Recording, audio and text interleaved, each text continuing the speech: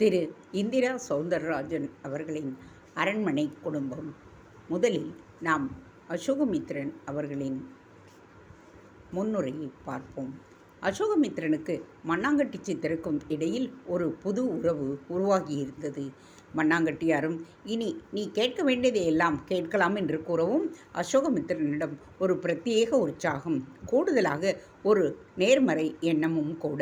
முன்பு கேள்விகள் எழுப்பிய பொழுது அவை எதிர்மறை தளத்திலும் எதிராளியையும் அடக்கிவிட வேண்டும் என்கின்ற நோக்கமும் கொண்டதாக இருந்தன. ஆனால் இப்போது அப்படி இல்லை. விளங்கிக் கொள்ளும் ஒரே ஒரு நோக்கம் மட்டுமே இருந்தது. இப்படி ஒரு மாற்றம் எப்படி தனக்குள் ஏற்பட்டது என்பதே ஒரு கேள்வியாகி கேட்க தூண்டியது. குரு, எனக்குள்ள இப்போ ஒரு லேசான மனநிலை, எதிர்மறை எண்ணங்களே இப்போ எனக்குள்ள இல்லை. எல்லாமே நீங்கள் எனக்கு திருவடி தீட்சைன்னு ஒன்று கொடுத்த பிறகுதான் இதை ஒரு அதிசயமாக நான் உணர்கிறேன். என் மனவெளியை எப்படி உங்களாலே இப்படி உருமாற்ற முடிந்தது? நல்ல கேள்வி கேட்டிருக்க. நான் என் தலை சக்தியை உனக்கு சகசிராரம் வழியாக கடத்தி இருக்கிறேன். மின்சாரம் மாதிரி, அதுவும் கண்ணுக்கு புலனாகாத ஒன்று. அப்படி நான் பாய்ச்சிய சக்தி தான் உன் 7 சக்கரங்களான மூலாதாரம், சுவாதிஷ்டானம், மணிப்பூரகம், அநாகதம், விசுத்தி, ஆக்ஞா சகஸ்ரம் என்கின்ற இந்த 7 சக்கரங்களாகும். அதாவது 7 இயக்க சக்திகள் உன்னுடைய வாழ்வியல் முறைகளில் ஒன்றுக்கொன்று தொடர்பு இல்லாமல் தன்னிச்சையாகவும் ஒவ்வொன்றும் ஒரு வேகத்திலேயும் இருந்தது. நான் இப்பொழுது அவற்றுக்குள் தொடர்பை உண்டாக்கி எல்லா சக்கரமும் ஒரே வேகத்தில் செயல்படுபடி செய்தேன். ஒரு யோகியால் மட்டுமே இதை செய்ய முடியும். இம்மட்டில் ஒரு காரை ரிப்பேர் பண்ணுற மெக்கானிக் மாதிரி தான் நான் அப்படி செய்யவுமே உனக்குள் ஒரு புத்துணர்ச்சி ஏற்பட்டு இரத்த ஓட்டத்திலும் உணர முடியாத ஒரு மாற்றம் உண்டாகி அதனால் எண்ணங்களின் கூடான மூளையையும் தாக்கம் உருவாகி அதனால் குழப்பம், பதற்றம் என்கின்ற எண்ணங்களுக்கு காரணமான செல்கள் எல்லாம் சக்தி இழந்தது. நம்பிக்கை, அமைதிக்கு காரணமான செல்கள் பலம் பெற்றன. நீயும் என்னுடன் அது குறித்தே கேள்வி கேட்டுக்கொண்டிருக்கிறாய். இதை இப்படித்தானே நான் விளக்க முடியும்? புரிகிறது குருவே. இதை விஞ்ஞானபூர்வமாக நிரூபிக்க முடியுமா? நான் உணர்ந்து சொன்னதை ஒரு விதத்திலே விஞ்ஞானபூர்வம்தான். உனக்குள் மாற்றம் ஏற்பட்டதை நீ உணர்ந்ததே அதற்கு சாட்சி. எல்லோராலும் இப்படி செய்ய முடியுமா? ஒரு தேடல், குரு பக்தி, நேர்மை, அறவழியில் நம்பிக்கை, இது உள்ளவர்களுக்கே இதை செய்ய முடியும். குறிப்பாக என்னை போன்ற குருவை சந்திக்கின்ற விதி அவர்களுக்கு இருக்க வேண்டும். அதற்கு அவர்களின் முன் கர்மம் இடமளிக்க வேண்டும். இதெல்லாம் இல்லாமல் உனக்கு ஏற்பட்ட இந்த அனுபவம் எல்லாவற்றுக்கும் சாத்தியம் என்பதில்லை. புரிகிறது.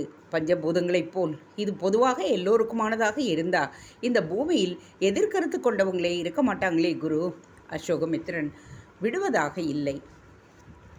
மேலும் மேலும் கேள்விகளால் அசோகமித்திரன் பஞ்சபூதங்களைப் போல் பொதுவாக எல்லோரும் ஏன் இந்த அமானுஷ்ய அனுபவங்கள் இருப்பதில்லை என்கின்ற கேள்விக்கு சிரித்துக்கொண்டே பதிலை சொல்லலானார் மண்ணாங்கட்டியார். எல்லோருக்குமே பொதுவாக இருக்கக்கூடாது, இருக்க முடியாதுங்கிறது தான் அசோகா இயற்கையோட விதி. நல்லா யோசிச்சா உனக்கே இது புரியும். ஆமாங்குரு, மனித வாழ்க்கையே எந்த சுவாரஸ்யமும் இல்லாத ஒன்றா எதுக்காக வாழுறோங்கிறதே தெரியாமல் போயிடும். உடனே புரிஞ்சுக்கிட்டே. பலே பலே, எல்லாமே 2 இருக்கிறது தான் உலகம். மனித இனம் ஒன்று, ஆனால் அதில் ஆண் பெண்ணுன்னு பிரிவு உண்டு.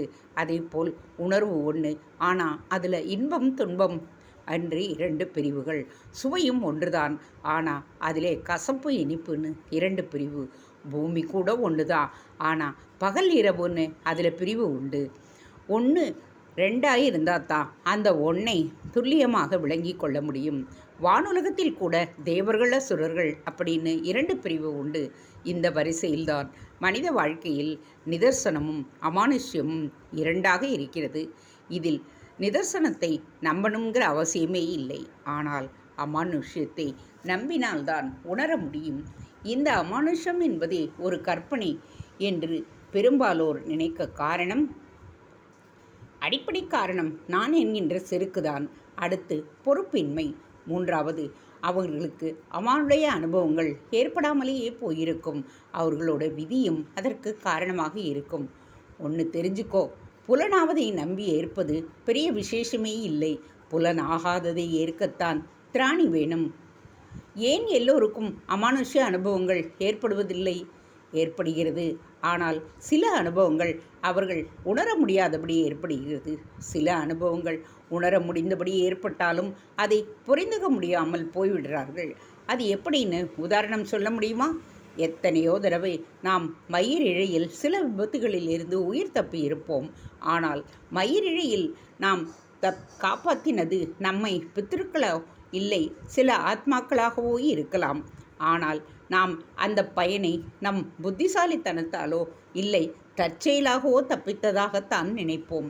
அதுபோலத்தான் நம்முடைய ஆரோக்கியமும் நோய்பட்ட நிலையில் சரியான மருத்துவர் மூலமாக சிகிச்சை மருந்து கிடைச்சு குணமடைவதன் மூலம் பின்னால் நம் கர்மா இருந்த போதிலும் நம் முன்னோர்களின் ஆசைக்கும் அதில் பெரும் பங்கு இருக்கிறது. மருத்துவர் மனதில் நமக்கான சரியான மருந்தை அது தோற்றுவிக்கிறது. அவர்களுடைய ஆசிகள்தான் மருத்துவரோட அறிவை உள்ளுணர்வால் தூண்டி செயல்படுத்துகிறது. நல்ல நட்பு கிடைப்பது, நல்ல வேலை கிடைப்பது, நல்ல மனைவி கிடைப்பது, நல்ல பிள்ளைகள், நல்ல வீடு, நல்ல செல்வம் எல்லாமே நம் கர்மத்தால் மட்டுமல்ல, நம்முடைய அருள் வங்கி கணக்குகளில் இருக்கிற ஆசிகளாலும் தான். இதையெல்லாம் கண்களுக்கு காட்டி புலப்படுத்தி விட முடியாது. அவங்களாதான் உணர்ந்து கொள்ள வேண்டும். குற்றம் குறைகளையே வாழ்வாக கொண்டவங்களும் நம் கண்முன்னே சிறப்பாக வாழத்தானே செய்கின்றார்கள் என்கின்ற அசோகமித்திரனின் கேள்வியை வேகமாக மறுத்தார் மண்ணாங்கட்டியார். அவர் மறுத்ததை கண்ட அசோகமித்திரனுக்குள்ளே ஆச்சரியங்கள். குற்றங்களையும் குறைகளையுமே தொழிலாக கொண்டவர்களிடம்தானே இன்று கோடிகள் கொட்டி கொடுக்கின்றன. அவர்களால் சட்டத்தையே கூட வளைக்க முடிகின்றதே. அப்படி இருக்க அவர்களில் சிலர் எதை வைத்து இதனை மறுக்கின்றார்கள்? தன் மனதில் தோன்றிய கேள்வியை கண்களில் பிரதிபலித்தார் அசோகமித்திரன். என்ன அசோகா, தப்பானவன் சந்தோஷமாக இருக்கிறத நான் மறுக்கிறது ஆச்சரியமாக இருக்கா? இந்த மட்டில் உன்னால் அவன் படகுக்காரில் போகிறதையும் அவனுக்கும் அவன் அதிகாரத்துக்கும் எல்லோரும் பயப்படுறதையும் தான் நீ காட்ட முடியும். அவனுடைய மனநிலையை உன்னால் பார்க்க முடியாது. அதை எனக்கு காட்டவும் முடியாது. ஒரு உயிரோட வாழ்வுங்கிறது உடல் சார்ந்ததல்ல, அது முழுக்க முழுக்க மனம் சார்ந்தது. குற்ற உணர்ச்சி இல்லாத, அச்சமே இல்லாத, குழப்பமே இல்லாத ஆகாசத்தை விட அகன்றும் சூரியனை விடவே ஒளி மிகுந்தும் ஒரு மனம் இருந்துவிட்டா அதற்கு பெயர்தான் சொர்க்கம். நான் சொன்ன இது எதுவும் அந்த தப்பான கோடீஸ்வரர்கள்கிட்ட இருக்காது. அவர்களுக்காக பல பேர் யோசிப்பாங்க, அவர்களுக்காக பல பேர் செயல்படுவாங்க. ஆனால் அவங்களால சுயமாக ஒரு நிஜ சந்தோஷத்தை அனுபவித்து விட முடியாது. எப்பவும் ஒரு எச்சரிக்கை உணர்ச்சி, எப்பவும் ஒரு பயம், எப்பவும் எதை பற்றியாவது ஒரு கவலை, எதுக்கு பிறந்திருக்கிறோம் என்று தெரியாத ஒரு ஓட்டம், இதெல்லாம் அந்த மனிதர்களின் நிலை. என் வரையில் அவனை விட ஒரு பரிதாபகரமான மனிதன் உலகத்திலேயே கிடையாது. பணம், பதவி, அதிகாரம் எல்லாமே வரம்னு யார் சொன்னது? அது எல்லாமே சாபங்கள் தான். சாபம்னு சொல்லி இதை கொடுத்த யார் வாங்கிக்க முன்னுக்கு வருவாங்க? அதனால தான் இதை எல்லாமே அதிர்ஷ்டம்னு அசாத்தியம்னு சொல்லி கொடுக்கப்பட்டிருக்கு. நான் சொல்கிறது ஒரு பெரிய உண்மை. இது அறிவாளிக்கு புரியாது, ஆனால் ஞானிக்கு மட்டும்தான் புரியும். அறிவு நிதர்சனமானதை, அதாவது புலப்படுவதை வைத்துத்தான் எடை போடும். ஞானம் புலப்படாததையும் தனக்குள் புலப்படச் செய்து எடை போடும். மண்ணாங்கட்டியார் விளக்கத்தை அசோகமித்திரனால் மறுக்க முடியவில்லை. ஏற்கவும் தயக்கமாக மேலும் சில கேள்விகள் முளைத்தன. குரு, பணம், பதவி, அதிகார பலம் உண்மையிலேயே சாபம்னு சொன்னால் நம் முன்னோர்கள் 16 பெற்று பெருவாழ்வு வாழ்கன்னு எதுக்காக வாழ்த்தணும்? இந்த 16ல் இந்த பணம் பதவி எல்லாம் இருக்கா? அவ்வளவு ஏன், இதுக்குன்னு மகாலட்சுமின்னு ஒரு செல்வம் தெய்வமே இருக்கிறதே. அசோகமித்திரனின் கேள்வியை கேட்டு சற்று பலமாகவே சிரிக்கத் தொடங்கிவிட்டார் மண்ணாங்கட்டியார். நான் முட்டாள்தனமாக கேட்டதாக நினைக்காமல் சரியான கேள்வியைத்தான் கேட்டிருக்கேன். அதுக்கு சிரிச்சா என்ன அர்த்தம்? நான் என்னப்பா பண்ணுவேன்? சிரிப்பு வந்துருச்சு, சிரிச்சிட்டேன். இந்த சிரிப்பு, அப்புறம் கோபம், அப்புறம் இந்த தலைமுடி வியர்வை, மலம், ஜலம் எல்லாமே கொஞ்சம் தன்னிச்சையானவையப்பா. இதை நம் கட்டுப்பாட்டுக்குள் வைத்துக்கொள்வது கஷ்டம். போகட்டும், உன் கேள்விக்கு வருகிறேன். வாழ்வதற்கு பணம் காசும் வேணும். ஆனால் அது மட்டும்தான் வேணும்னு நினைக்கும் போது தான் எல்லா சங்கடங்களும் வரத் தொடங்குது. இந்த பணம் காசும் வேணாங்கிறவங்களுக்குன்னு வடிவானவ தான் மகாலட்சுமி. அது ஒரு அழகான உருவகம். நாம் இப்போ அவளை தொட்டு புராணங்களுக்குள்ளே போக வேண்டாம். நீ சொன்ன அந்த 16 பேர் எதுக்கு தெரியுமா? அந்த 16 பேர்கள் முதலில் என்னென்னு தெரியுமா உனக்கு? மண்ணாங்கட்டியார் ஒரு பெரிய விஷயத்திற்கு அஸ்திவாரம் போடுவது அசோகமித்திரனுக்கு புரிந்தது. இனி நாம் கதைக்குள் செல்வோம். நல்ல நட்பு கிடைப்பது. உற்சாகமாக தொடை தட்டிய அருணாச்சலத்தை புன்னகையோடு பார்த்த வின்சென்ட், இன்னொரு முக்கியமான விஷயமும் இருக்கு சார் என்றார். என்னது? குலசேகர ராஜாவும் அவரோட அல்லக்கை மூர்த்தியும் அடிக்கடி ஏற்காடு அடிவாரத்தில் இருக்கிற ஒரு மறைவான இடத்துக்கு போகிறதா தெரியுது. ஆனால் எதுக்குன்னு தான் தெரியல. ஏன் ஃபாலோ பண்ணி போய் பார்த்துட்டு வந்துட வேண்டியது தானே? அது ஆள் நடமாட்டமே இல்லாத பகுதி. குறிப்பிட்ட தூரம் வரைக்கும் தான் ரோடு. அப்புறமா இறங்கி நடக்கணும். அப்படி நடக்கும்போது பின்தொடர்றது கஷ்டம். அப்படியே தொடர்ந்தால் கூட தூரம் இருந்து தான் கண்காணிக்க முடியும். நெருக்கமாக போய் ஏதாவது பேசினாலெல்லாம் கேட்க முடியாது. அது சரி, இவ்வளோ வருஷமாக இல்லாமல் இந்த கணேசன் இப்போ எப்படி மாறினா? அது எல்லோருக்குமே ஒரு ஆச்சரியமான விஷயம் சார். குலசேகர ராஜா தான் ஏதோ தில்லாலங்கடி வேலை பார்த்துருக்காருன்னு தெரியுது. தில்லாலங்கடி வேலையா? புரியும்படி சொல்லியா? தெரிஞ்சாதான் சொல்லிடுவேனே. அரைகுறையாக கேள்விப்பட்டதை நம்பி பேசிடக்கூடாது இல்லையா? பரவாயில்ல, அது என்ன அரைகுறை?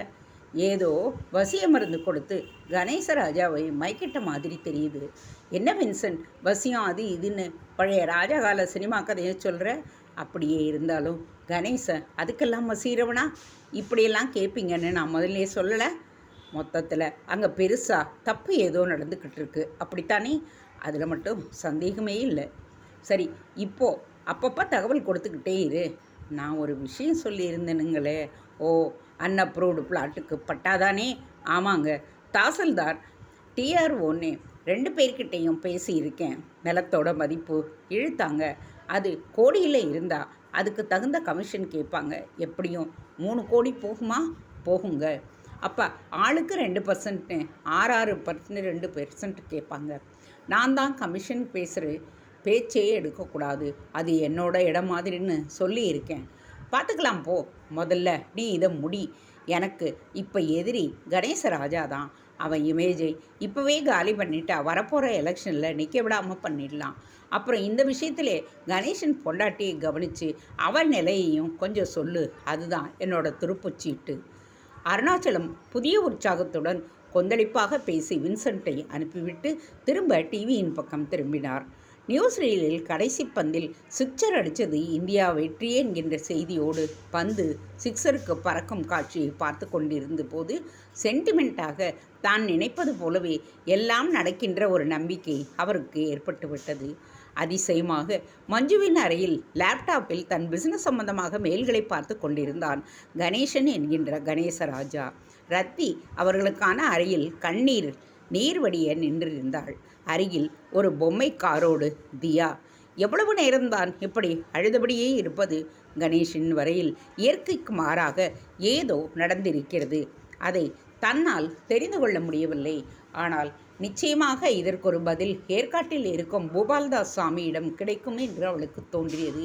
இனியும் இங்கே அமர்ந்து அழுவதால் பயனில்லை என்கின்ற முடிவுக்கு வந்தவள் அவர் தந்த மாலைகள் தொலைந்து போனதையும் எண்ணி பார்த்தால் அதற்கு பின்தான் இந்த மாற்றங்கள். இப்பொழுதே இந்த நொடியை கூட அவரை போய் பார்த்தால் என்ன என்று தோன்றியது. அப்பொழுது ரத்தியின் கண்ணீரை தியா துடைத்து விட்டாள். அது மிகவும் இதமாக இருந்தது. அப்படியே, அம்மா நான் வெளியில் போய் விளையாடட்டுமா என்று கேட்டாள். அதற்கு முதலில் தலையசைத்தவள், வேணாம் வேணாம், நீ இங்கேயே இப்போவும் என் கூட தான் இருக்கணும் என்றாள். ஏம்மா, அப்பாவும் இப்போ இங்கே வராமல் அந்த மஞ்சு ஆண்டி கூடயே இருக்காரு என்று கேட்டாள். உடனே, உங்கள் அப்பாவுக்கு இப்போ பைத்தியம் பிடிச்சிருக்கடா என்றாள் கோபமாக ரத்தி. பைத்தியம்னா உனக்கு நான் எப்படி சொல்லுவேன்? நம்ம 2 பேருமே இப்போ பெரிய சிக்கலில் இருக்கோம். நம்ம வாழ்க்கையே இப்போ ஒரு கேள்விக்குறியாக ஆயிடுச்சு. அதை ஆச்சரியக்குறியாக மாற்றுறது இப்போதைக்கு அந்த சாமி கையில் தான் இருக்குது. ஏற்காட்டில் நாம் பார்த்த அந்த சாமி தானே? அவரே தான். அப்போ நாம் திரும்ப ஏற்காடு போக போகிறோமாம்மா? ஆமாம், நான் அவரை உடனே பார்க்கணும், பார்த்தே தீரணும். இங்கே பெரிய தப்பு நடக்க ஆரம்பிச்சிருக்கு. நான் இப்போவே உங்கள் அப்பாவை நம்மளை அனுப்ப சொல்லுங்க என்று சொல்கிறேன் என்றவள் எழுந்து நின்று மஞ்சுவின் அறையில் இருக்கும் கணேசனை பார்ப்பதற்கு நடந்தாள். தியாவும் பின்தொடர்ந்தாள். அரைவாசலை அடைந்த பொழுது உள்ளே கணேசனோடு அவனுடைய அப்பா கைலாசராஜாவும் அம்மா கஸ்தூரியும் பேசிக்கொண்டிருப்பது காதில் விழத் தொடங்கியது. நீ இப்படி மனசு மாறி மஞ்சுவை கட்டிக்க முன் வருவேன்னு நாங்கள் நினைக்கலப்பா. போகட்டும், உன் பொண்ணை எப்படி சமாளிக்க போகிற? அது ஏன் பாடுப்பா, நீங்கள் கவலைப்படாதீங்க. அவளை நம்ம குடும்பத்துக்கு கெட்ட பேர் வந்துடக்கூடாது. அதுலேயும் இப்போ கர்ப்பமாக வேறே இருக்கா அவள். அப்பா, உங்களை விட இந்த அரண்மனை குடும்பம் மேலே எனக்கு அதிக மதிப்பும் மரியாதையும் உண்டு. அதோட நான் பார்லிமெண்ட் எலெக்ஷன்லேயே நிற்க போகிறேன். இந்த சந்தர்ப்பத்தில் இமேஜ் எவ்வளவு பெருசுன்னு எனக்கு தெரியாதாப்பா? அது சரி, அவளை எப்படி சமாளிக்க போகிற? மிரட்டி பணிய வைக்க போறியா? இல்லை கொஞ்சம் நகை பணம் அப்புறம் ஒரு பங்களாவோ தோட்டத்தையோ கொடுத்து விடுதலை பத்திரம் மாதிரி எழுதி வாங்க போறியா? அவள் எதை விரும்புகிறாளோ அதன்படி செய்திட வேண்டியது தான். அவளை நீ என்ன வேணா செய்யலாம். ஆனால் என் வாரிசை என்ன பண்ணுவ? எல்லாமே அவங்க 2 பேருக்கும் சேர்த்து தான். இல்லை கணேசா, அது சரியாக வராது. உன் பெண்டாட்டியும் இந்த காசு பணத்துக்கெல்லாம் ஆசைப்படுறவ கிடையாது. அவள் நாகஜாதி அந்தஸ்தில் தாழ்ந்தவங்கிறதால கடந்துக்கிட்டே நான் இப்போ இதுவரை தப்பாக எதையும் பார்த்ததில்லையே. அப்போ ஏன் முகம் கொடுத்தே பேசாமல் இருந்தீங்க? அது என்னுடைய கௌரவம் சார்ந்த விஷயம். இப்போ நான் சொன்னது நான் உணர்ந்த ஒன்று. நீ யோசித்து சரியாக நடக்கிறியாங்கிறதுக்காக சொன்னேன். எனக்கு என்னவோ விவாகரத்து பண்ணி செட்டில் பண்ணிவிட்டு அப்புறம் நீ மஞ்சு கழுத்தில் தாலியை கட்டுறது தான் சரின்னு தோணுது. எலெக்ஷனில் நிற்க போகிறதா வேற சொல்கிற. நீ இப்போ 2ஆம் கல்யாணம் பண்ணிக்கிட்டா நிச்சயம் அது உன் இமேஜை பாதிக்கும்னு எனக்கு தோணுது. கைலாசராஜா சொல்ல அருகில் நின்று கேட்டபடி இருந்த மஞ்சுவுக்கும் சுந்தரவல்லிக்கும் வயிற்றில் புளியை கரைப்பது போல் இருந்தது. அப்பொழுது தயங்கி ரத்தியும் தியாவோடு உள்ளே நுழைந்தாள். அவள் அங்கே வரவும் எல்லோரிடமும் மெல்லிய அதிர்ச்சி. அவள் அறையை தாண்டி அந்த 6 வருடங்களில் வேறெங்கும் போனதே இல்லை. அப்படிப்பட்டவள் வரவும் எல்லோரிடமும் ஒரு அமைதி. கணேசன் மட்டும் ஏறிட்டான். அவளும் பேசலானாள். ஜி, சொல்லு. எனக்கு இங்கே இருக்கவே பிடிக்கல. நீங்கள் விரும்பின மாதிரி நானும் தியாவும் ஏற்காடு பங்களாவுக்கே போயிடலான்னு இருக்கோம். ப்ளீஸ் ஜி, எங்களை அங்கே கொண்டு போய் விட்டுறீங்களா? மிக நிதானமாக ஆனால் உணர்ச்சி பொங்க பேசினாள் ரத்தி. அதை கேட்டு சற்று அமைதியாக சிந்தித்த கணேசன், சரி ரத்தி, நீ உன் துணிமணிகளை எல்லாம் எடுத்துக்கோ. இன்ஃபேக்ட் உன் ப்ராப்பர்ட்டி எல்லாத்தையும் கூட எடுத்துக்கோ. நீ திரும்ப இந்த பங்களாவுக்கு வர்ற மாதிரி இருக்காதுன்னு நான் நினைக்கிறேன். நானே உன்னை ட்ராப் பண்ணிடுறேன். புறப்படு. அவன் பதிலை தொடர்ந்து அவள் அகன்றாள். அவள் விலகவும் கஸ்தூரி வாயை திறந்தாள். என்ன கணேசா, இனி இந்த வீட்டில் வாழ போகிறதில்லைங்கிற மாதிரி பேசுகிறியே? எனக்கு என்னவோ மாதிரி இருக்குப்பா. அதுலேயும் இப்போ அவள் கர்ப்பமாக வேற இருக்கா. பக்கத்திலே இருந்து பார்த்துக்க தாய் தகப்பனும் இல்லை. அம்மா, இதை நீயா பேசுகிற? ஏண்டா அப்படி கேட்குற? இந்த பாசம் அக்கறை எல்லாம் இத்தனை வருஷமாக எங்கம்மா போச்சு? டேய், அது வேற இது வேறடா. இங்கே ஒருத்தி உனக்குள்ளே இருக்கும்போது 1000 மைலுக்கு அப்பால் இருந்து ஒருத்தி வந்துட்டாளேங்கிற கோபம்டா அது. குலம் கோத்திரம் வம்சம் வழிமுறைன்னு எவ்வளவோ இருக்குடா. சரி, உங்கள் 2 பேருக்கும் நான் ஒன்று மட்டும் சொல்லிக்கிறேன். நீங்கள் வருத்தப்படும்படியா என்னால் நடந்துக்கிட முடியாது. வேறு யாராலாவது நடந்தாலும் அதுக்கு நான் பொறுப்பாக முடியாது. போய் வேறு வேலையை பாருங்க. அவன் எந்த பொருளில் சொல்கிறான் என்று புரிந்தும் புரியாமலும் இருவரும் விலகிச் சென்றனர். ஆனால் மஞ்சுவும் சுந்தரவல்லியும் குழம்பி போயிருந்தனர். மாப்பிள என்றாள் சுந்தரவல்லி. கணேசனும் என்னையா கூப்பிட்டீங்க என்று பார்த்தான். அதற்கு அசட்டு சிரிப்பு சிரித்த சுந்தரவல்லி, என்ன அத்தை புதுசா, சும்மா கணேசனை கூப்பிடுங்க என்றான் கணேசன். அட என்னத்தான் நீங்கள், அம்மா இனி மாப்பிள்ளைன்னு தான் கூப்பிடுவாங்க. மாப்பிள்ளை தானே நீங்கள் என்று அதட்டலாக கேட்டாள் மஞ்சு. சில வினாடிகள் அவளை ஒரு மாதிரியாக பார்த்தவன், நீ என்ன சொன்னாலும் சரிதான் மஞ்சு, அதுதான் இனி எனக்கு வேதம் என்றான். அதை கேட்கவுமே மஞ்சுவுக்கும் சுந்தரவல்லிக்கும் இனித்தது. மருந்தின் மகிமையை நிர்ணயித்து கொண்டே, எலெக்ஷன் எல்லாம் முடிஞ்ச பிறகு தான் நம்ம கல்யாணம்னா மாமா சொல்கிறத கேட்டால் எனக்கு ரொம்ப வருத்தமாக இருக்குது என்று இழுத்தாள் மஞ்சு. தோபார், அவர் சொல்லிட்டு போகட்டும். ரத்திரி பிரச்சனை தீர்ந்து போயிட்டா அடுத்தது நம்ம கல்யாணம்தான் என்று சிரித்தான் கணேசன். கோர்ட்டு டைவர்ஸ் இதுக்கெல்லாம் வருஷக்கணக்கு ஆகும். ஏதோ கொஞ்சம் பணத்தை கொடுத்து விடுதலை பத்திரத்தை எழுதி வாங்குங்கிறது தான் சரியானதாக எனக்கு படுது. ஆனால் அவள் அதுக்கு சம்மதிக்கிறவளா தெரியல எனக்கு. பேச்சு இழுத்தாள் மஞ்சு. அப்படின்னா அவள் சாகணும், அது மட்டும்தான் தீர்வு. ஆனால் அது என்ன நம்ம கையிலையா இருக்குது? அந்த அருணாச்சலம் எம்பியும் ஒரு தடவையும் 2 தடவையும் ட்ரை பண்ணி பார்த்துட்டான், தப்பிச்சிட்டாளே. கணேசன் சொன்ன விதமே ரத்தி சாவதில் தனக்கு எந்த வருத்தமும் இல்லை என்கின்ற துணியில்தான் இருந்தது. அதை கேட்டு சுந்தரவல்லி முகத்தில் உடனே ஒரு ஜொலிப்பு.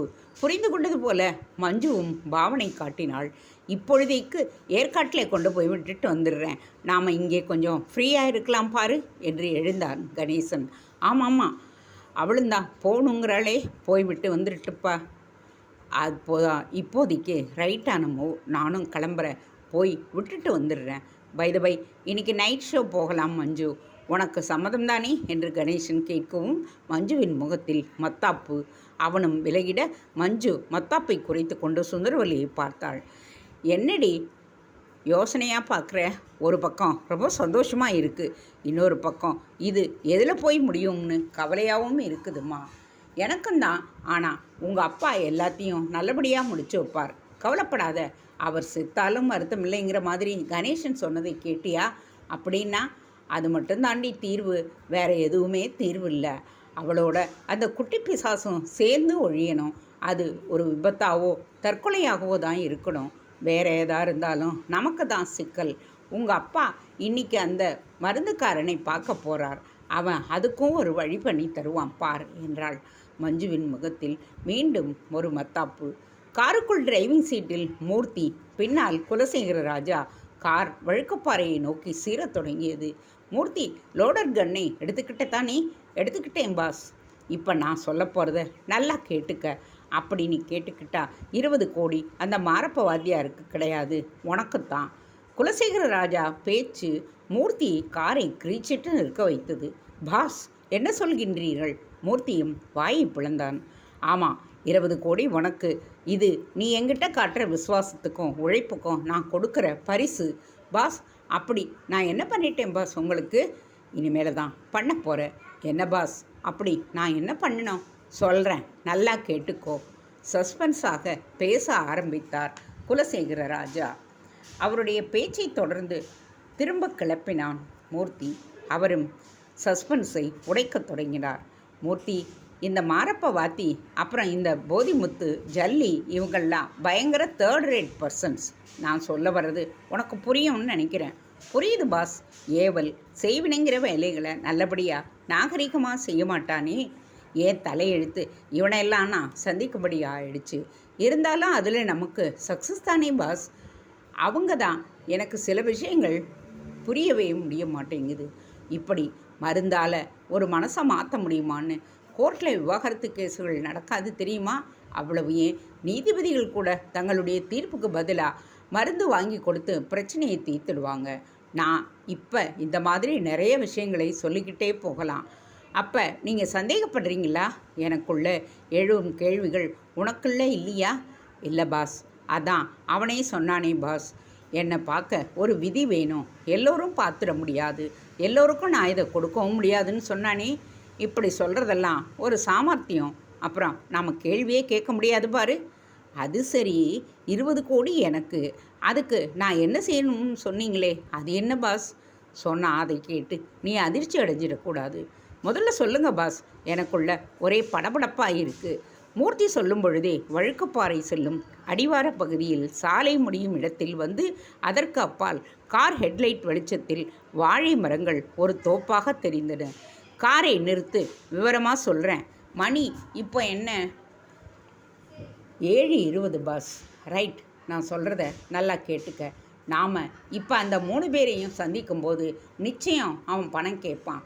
நானும் அந்த வடநாட்டுக்காரி செத்தாதான் தருவேன்னு சொல்ல போகிறேன். அவளை கொல்றதுக்கு அவள் மனசால் பாதிக்கப்பட்டு தற்கொலை செஞ்சுக்கவாவது வேணும். அப்படி அவள் மனசை பாதிக்கிற மருந்து இருக்கான்னு நான் கேட்க போகிறேன். அவன் அதுக்கு தனி ரேட்டுன்னு நான் ஃபோனில் பேசினப்பவே சொன்னான். சரின்னு சொல்லி மருந்தை வாங்கிக்க போகிறேன். அப்புறம் இந்த பசங்களுக்கு 1 லட்சமே அதிகம், இவனுங்களுக்கு 20 கோடிங்கிறதெல்லாம் டூ மச். இல்லை, டூ மச்.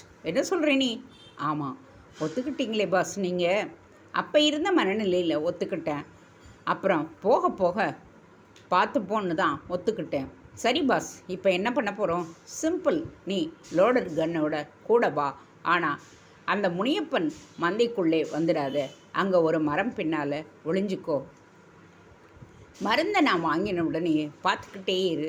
3 பேரையும் பொட்டுன்னு போட்டு தள்ளிடு. பாஸ், நானா? பயப்படாத. அவனுக்கு தரதா சொன்னதை உனக்கு நான் தரேன். இந்த பில்லாக்கா பசங்க உயிரோடு இருக்கிறது எனக்கு நல்லதில்லை. நாளைக்கே அந்த ரத்தி செத்துட்டா பிறகு கணேசராஜாவும் மஞ்சுவும் சந்தோஷமாக வாழறப்ப இவங்களுக்கு நடுவில் வந்து பிளாக்மெயில் பண்ண மாட்டாங்கன்னு என்ன நிச்சயம்? என்ன பாஸ், எப்படி இல்லாமல் யோசிக்கிறீங்க? யோசிக்கணும் மூர்த்தி. பணம், உயிர், சொத்து, ரகசியம்னு 4 விஷயங்கள் மிக்ஸ் ஆகி இருக்கிறது. இருக்கலாம் பாஸ். ஆனால் கொலை செய்கிற அளவுக்கு தைரியம் எனக்கு இல்லை பாஸ். மாட்டிக்கோங்கிற பயமா? இது சைலன்சர் சப்தமானது வெளியே கேட்காது. அதோடு இவங்க 3 பேருமே சமூகத்தில் நெருங்கி வாடுறவங்க இல்லை. இந்த சேர்வராயன் மலைக்காட்டில் ஒளிஞ்சிக்கிட்டு இருந்து வாடுறவங்க. இவங்க செத்தா கேட்குறதுக்கு நாதி இல்லை. இந்த மலைச்சரிவில் எங்கேயாவது குழியை தோண்டி புதைச்சிட்டு போய்கிட்டே இருப்போம். இது வரைக்கும் இவங்கள நாம் சந்திக்கிறதுக்கோ சாட்சி இல்லை. இப்போ செய்ய போகிற சம்பவத்துக்கும் சாட்சி கிடையாது. வேண்டாம் பாஸ். அந்த மாரப்பவாத்தி நம்ம மனசில் இருக்கிறத அப்படியே கண்டுபிடிச்சி சொல்கிறவன் இந்த திட்டத்தை எல்லாமும் மோப்பம் பிடிச்சிடுவான். அப்புறம் அவன் வேறு மாதிரி நம்மளை எதிர்க்க ஆரம்பித்தா நம்மளால் ஒன்றுமே பண்ண முடியாது. நான் அது எப்படின்னு கண்டுபிடிச்சிட்டேன் மூர்த்தி. அது ஒரு விதமான ஃபேஸ் ரீடிங் தான். அப்புறம் அதுக்கு ஒரு ரேடியஸ் இருக்காது. அதாவது அவன் எதிரிலே நேருக்கு நேராக அதிகபட்சம் 2 மீட்டர் சுற்றளவுக்குள்ளே தான் நாம் இருக்கணும். நான் இப்போ அவன்கிட்டேயே இதை விட போகிறதில்ல. ஃபோனில் பேசுவோன்னு சொல்லித்தான் பேச போகிறேன். நடுவில் 10 மீட்டர் இடைவெளி நிச்சயமாக இருக்கும். நீ பயப்படுற மாதிரி எதுவும் ஆயிடாது பாஸ். இப்படி டிஸ்டன்ஸில் நின்னாலே அவன் சந்தேகப்பட்டு கண்டுபிடிச்சிடுவானே. சரி, அவனை பார்க்க வேண்டாம். நாம் தூரவே நிற்போம். அவங்க மந்தைக்கு வந்து நிற்கும்போது போட்டு தள்ளிடுவோம். ரத்தியை நான் வேறு ஐடியா பண்ணி காலி பண்ணுறேன். ஆனால் இவங்கள மட்டும் விட்டு வைக்கக்கூடாது. அது எனக்கு எந்த வகையிலையும் நல்லதில்லை பாஸ். என்ன மூர்த்தி, உனக்கு 20 கோடி வேணுமா வேண்டாமா? அது இல்லை பாஸ். உங்கள் அறிவோ தைரியமோ சத்தியமாக எனக்கு இல்லை. பேசாமல் நீங்களே.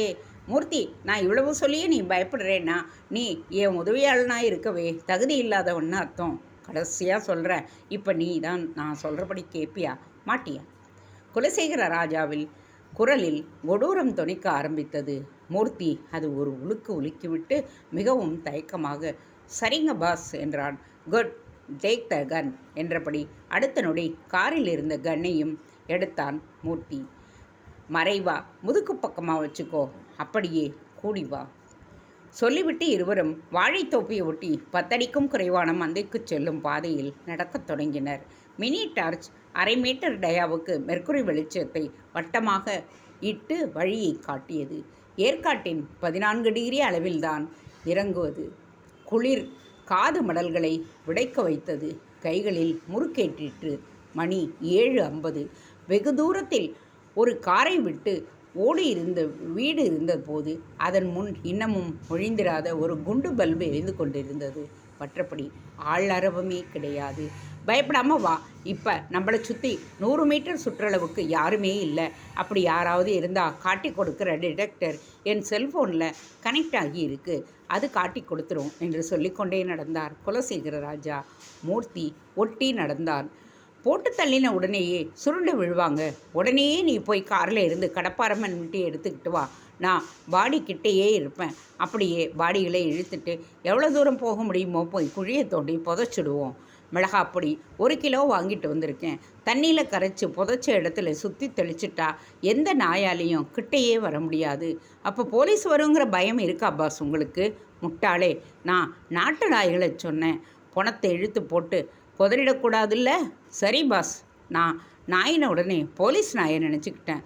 தோப்பார், நான் இதுக்கு மேலே யோசித்து முடியாதுங்கிற அளவுக்கு யோசித்து திட்ட போட்டோம். இதுக்கு நான் வந்திருக்கிறேன். நான் சொல்கிறத மட்டும் நீ கேளு. இனி யாரை நம்பியே இறங்கக்கூடாதுன்னு நானே இறங்கி இருக்கேன். எந்த தப்பும் வந்துடாது. வரவும் விடமாட்டேன். நடந்தபடியே குலசேகர ராஜா சொன்ன வார்த்தைகளில் ஒரு மலையளவு அழுத்தம் இருந்தது. ஓகே பாஸ், ஓகே பாஸ் என்றான். சரி, மந்தை வந்துடுச்சு பார், நான் முன்னால் போகிறேன், நீ போய் ஒளிஞ்சிக்கோ. மிக அதிகபட்சம் 3 மணி நேரம் இந்த 3 பேர் சாப்டரை க்ளோஸ் பண்ணிக்கிட்டு போய் நாம் அடுத்த வேலையை பார்க்க தொடங்குகிறோம். ரைட்? ரைட் பாஸ் என்ற மூர்த்தி அப்படியே அங்கே ஏதாவது மரம் இருக்கிறதா என்று தன் செலிஃபோன் டார்ச் வெளிச்சத்தில் பார்த்தபடி ஒரு கடம்ப மரத்துக்கு பின்னால் ஒளியச்சும் செய்தார். குலசேகர ராஜா மந்தைக்குள் காலை வைத்து முனிசாமிக்கான வலிமேடை மேல் கடந்து ஒரு டியூப் வெளிச்சத்தில் தெரிந்த சமதளத்தின் மேல் போய் நின்று கொண்டார். பின் நாலாபுரமும் பார்த்துவிட்டு செல்போனை எடுத்து போதிமுத்துவுக்கு ஃபோன் செய்ய முயன்றார். ஆனால் நாட் ரீச்சபிள் என்றே வந்தது. டென்ஷன் எகிர ஆரம்பித்தது. மணி 8ஐ தொட்டு அப்படியே 8, 1, 2 என்று ஓடத் தொடங்கியது. அவர்கள் வரும் அரவமே இல்லை. குளிர்காற்றின் குலாவல், ஈரல் பூச்சிகளின் உலாவல். இதற்கிடையில் மூர்த்தி 8:30 மணிக்கு ஒளிந்தது போதும் என்று குலசேகர ராஜாவை நோக்கி வந்தான். என்ன மூர்த்தி, வராமல் கழுத்தறுத்துட்டாங்க? இல்லை பாஸ், உங்கள் பிளானை வாத்தி கண்டுபிடிச்சிட்டார் பாஸ். என்ன வளர்ற? நம்மளை அவன் பார்க்காத நிலையில் எப்படி கண்டுபிடிக்க முடியும்? இல்லைன்னா வராமல் இருப்பானா பாஸ்? அதுவும் 20 கோடி. இம்பாசிபிள். அவனோட ஃபேஸ் ரீடிங்க்கு நாம் இப்போ இடமே கொடுக்கல. ஃபோன் பண்ணினீங்களே, நாட் ரீச்சபிள்னு தானே வருது. சரி பாஸ், இனியும் இங்கே நிற்கிறது வேஸ்ட், நாம் கிளம்புவோம். ஒருவேளை வர்ற வழியில் இருட்டில் எங்கேயாவது தடுக்கி இடுக்கி விழுந்து சான்ஸே இல்லை. அப்படி இருந்திருந்தா ஃபோன் பண்ணி சொல்லிடுவானே. ஆமாம்ல. ஆமாம் பாஸ், இப்போ நாம் போவோம். எப்படியும் அவன் நம்மளை விடமாட்டான். நிச்சயம் பணத்துக்காக ஃபோன் பண்ணுவான். அப்போ வச்சு பிடிச்சிக்குவோம் பாஸ். கச்சேரியை அப்போ வச்சுப்போம். ஆமாம், இப்போ அதுதான் நமக்கு இருக்கிற வழி. குலசேகர ராஜா வந்தது போலவே மெர்க்குரி வெளிச்ச வட்டத்தை உருட்டி கொண்டு திரும்பி நடக்கத் தொடங்கினார். மூர்த்தியும் உடன் நடந்தான். அதே 8:30 நேரம் ஏற்காடு பங்களாவிற்குள் கணேசராஜாவின் கார் போர்டிகோவுக்குள் வந்து நின்றது. ஓடி வந்தனர் நாச்சிமுத்தும் பங்கஜமும். மெல்ல பின் சீட்டிலிருந்து இறங்கினாள் ரத்தி. தியாவும் முன்னிருந்து இறங்கிய கணேசராஜா நாச்சிமுத்துவை பார்த்து, லக்கேஜையெல்லாம் கொண்டு போய் உள்ளே வைங்க என்றபடியே ரத்தியின் பக்கம் திரும்பினான். அவள் தியாவை தனக்கு பின்னால் 2 கால்களுக்கு நடுவில் அணைத்தபடியே கலங்கிய விழிகளுடன் அவனை ஏறிட்டாள். நீ ஆசைப்பட்டபடி உன்னை இங்கே கொண்டாந்து விட்டுட்டேன். இனி உன் உலகமே இதுதான். ஏதாவது தேவைப்பட்டா மெசேஜ் பண்ணு, உடனே எனக்கு அது கிடச்சிடும் என்று பட்டும் படாமலும் பேசினான். மெசேஜா? ஏன் பேசக்கூடாதா? நான் ரத்தி மிடறி விழுங்கி கொண்டே கேட்டாள். சரி பேசு. என்ன இப்போ யார் யார் கூட எல்லாமோ பேசுகிறேன், உங்ககிட்டையும் பேசிட்டு போகிறேன். ஜி, நான் மனைவி. 3ஆம் மனுஷி மாதிரி பேசுகிறீங்க. இருவர் பேச்சினிடையே சூட்கேஸ் பேக்குகள் உள்ளே சென்று முடித்திட நாச்சிமுத்துவும் பங்கஜமும் திரும்பி வந்து சற்று தொலைவில் அடுத்து என்ன என்பது போல் நின்றனர். நாச்சிமுத்து, இனி ரத்தி இங்கே தான் இருப்பா. நீயும் உன் பொண்டாட்டியும் தான் பார்த்துக்கணும், புரியுதா? அதுக்கு என்னங்க, ரொம்ப சந்தோஷங்க. எது கேட்டாலும் இங்கே இல்லைங்கிற மாதிரி வாங்கி கொடுத்துடு. மேனேஜர் உங்ககிட்ட பேசுவார். உனக்கு தேவையான பணத்தை அவர் கொடுப்பார். அதெல்லாம் தான் தெரியுங்களே. பேசுகிறத பார்த்தா நீங்கள் இங்கே இருக்க போகிறதில்ல போல் தெரியுதுங்களே. ஆமாம், நான் இங்கே இருந்து இப்போவே கிளம்பி ஆகணும். எனக்கு நிறைய வேலை இருக்குது. சரி, நான் புறப்படுறேன். முதலாளி, உள்ளே வந்து ஒரு காப்பி கூட குடிக்காமல் போகிறேங்கிறீங்களே, இவங்களுக்கு போட்டு கொடு என்று ரத்தியின் பக்கம் கையை காட்டியவன் அதே வேகத்தில் காரை கிளப்பிக்கொண்டு பறக்க ஆரம்பித்தான். அவனுடைய வேகம் ரத்தியின் கண்களில் கண்ணீராக கொட்டிட்டு பார்த்த பங்கஜத்திற்கு பக்கென்று இருந்தது. அம்மா, என்னம்மா முதலாளி ஏன் இப்படி ஒரு மாதிரியாக பேசிட்டு போகிறாரு? உங்களுக்குள்ள ஏதாவது சண்டையாம்மா என்று கேட்டபடியே அருகில் வந்தாள். நான் என்னன்னு சொல்லுவேன் பங்கஜம், வா உள்ளே போய் பேசுவோம் என்று ரத்தி தியாவோடு உள்நோக்கி நடந்தாள். அதே சமயம் கேட்டுக்கு வெளியில் ஒரு மங்கி கேப் அணிந்த ஒருவன் கைலாசராஜாவுக்கு ஃபோன் செய்தவனாக, ஐயா, அம்மாவும் பொண்ணும் வந்துட்டாங்க. கணேஷ் சார் வந்த வேகத்திலேயே உள்ளே கூட போகாமல் திரும்பி போயிட்டாரு என்றான். தேங்க்ஸ் ஃபார் வாட்சிங். Please subscribe.